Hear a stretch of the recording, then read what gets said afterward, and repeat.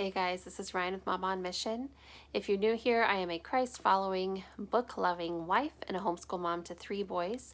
So stick around and hit that subscription button if you would like to see all things homeschool, biblical womanhood, and book related. So today I'm joining in a collaboration with Jill over at Home with Jill. And this is the Fun Friday collaboration. So if you've been around the homeschool community anytime at all, or you've spent any time researching it, you've probably somewhere heard the term Fun Friday. So the idea is that you would take your typical 5-day school week, try to get a majority of your book work done in 4 days, and then on the 5th day have kind of more of a relaxed day where you do more fun learning or field trips or whatever it is that you want to do with your Fun Friday. I've seen this be turned into a poetry tea time, which is really cool, but is never something that we've gotten to really do. I don't know if it's because I have all boys and they're not really excited about that, or if I just don't want to put in the effort to do it. So full disclosure, I have been a Fun Friday failure pretty much since I started homeschooling. This year, I am trying to make things different. I will say that we've had to kind of adopt a 4-day school week anyway, because for the past 4 years, we have been part of a co-op that met once a week. And so we would have to do our schoolwork on the other 4 days, and then that 5th day would be our co-op day. While it was only a half day, when you add in travel time and me having to plan to teach that day, we didn't ever get school done on that day. So that took place of our Fun Friday. And my kids did have fun there. So I guess I can't be a total failure. But that means for the last 4 years, art projects don't happen other than at co-op. Crafts, fun, anything doesn't really happen. Not to say our school isn't fun. We try to have fun in our school day too. But all of those great things that I would love to do on a Fun Friday just haven't happened. And this year, kind of a blessing in disguise with all of the crazy COVID restrictions and all that garbage going on, our co-op looks a lot different this year. And so therefore, I am going to squeeze in some Fun Friday time. It will not always be on Friday for us. It will sometimes be on Tuesday. Sometimes it will be on Friday. Sometimes it'll just be a random day that I feel like it. But here's kind of how we plan to handle that this year to make sure it actually happens.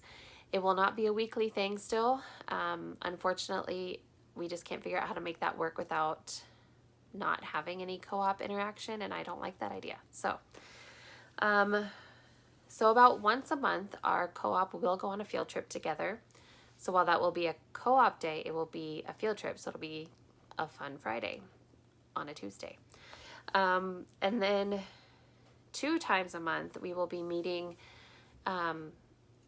with some co-op friends for kind of more of an actual regular co-op type time. And then, so that leaves 1 Tuesday a month that we won't be doing anything. So we will have a free 5th day of the week. So do school 4 days and have a field trip once a month on that 5th day. Twice a month, we will have kind of a co-op setting on that 5th day. And then once a month, we will have nothing to do. So here's what we plan on doing on those nothing to do days, and maybe a little bit on the co-op days since they are just half a day, but we'll see how that goes. So every Friday, we will still get our reading in. We love reading. That is fun for us. So we will for sure still do that. And our Sunlight is a 5-day week program, but it doesn't take hardly any time at all, so it's okay. If we want to take any special field trips outside of our co-op, they will happen on these Fun Fridays / Tuesdays / whatever day we feel like. On these days, I also plan either a special breakfast. Maybe we'll get donuts for breakfast, or maybe we'll go out for lunch that day. This is also when we will fit in some of our just kind of random play dates with people that we don't get to see as often.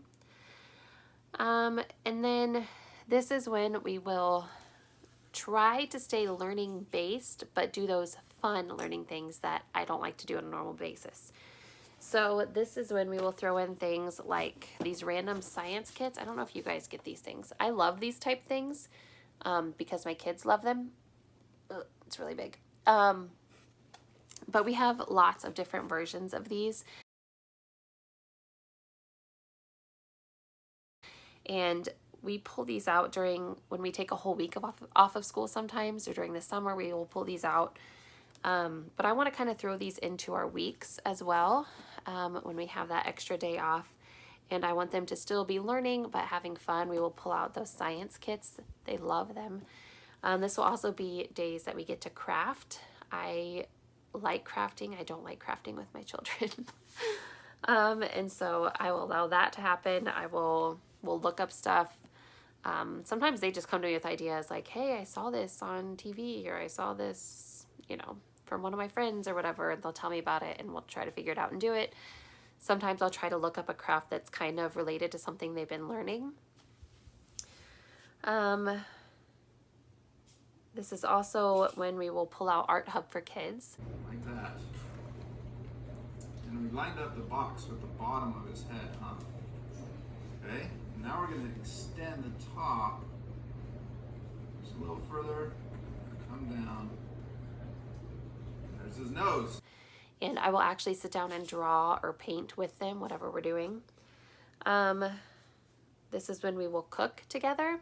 My oldest son really loves to cook with me, and he will randomly see recipes and like in a magazine or something and be like, Mom, can we make this? And I'm like, sure. No.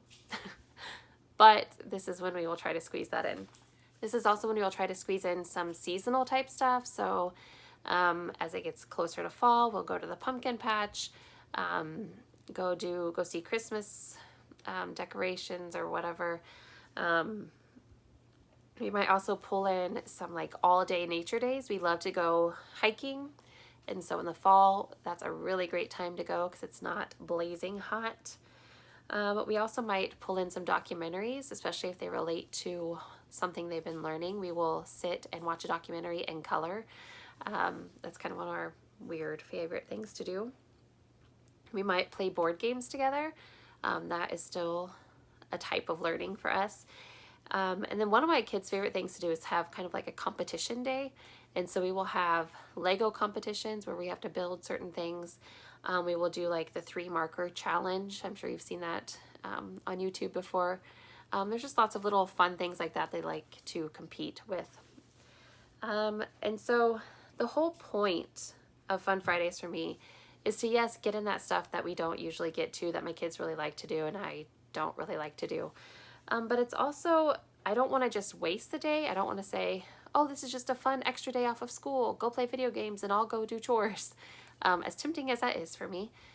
I want it to be a day where we're not doing our regular school and we're still learning, but more importantly, we're still engaging with one another. That's why I get in and I do the Art Hub for Kids with them. I will play the board games with them,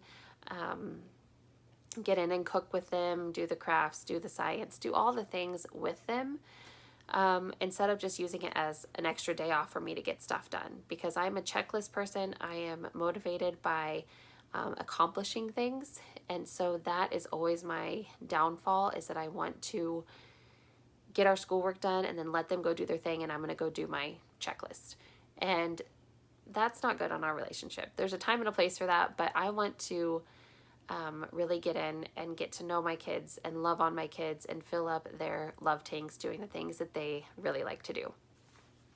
And so that is our main reason for doing Fun Friday. And it also just kind of breaks up the monotony. It does bring more fun in than just doing your typical 5-day-a-week school.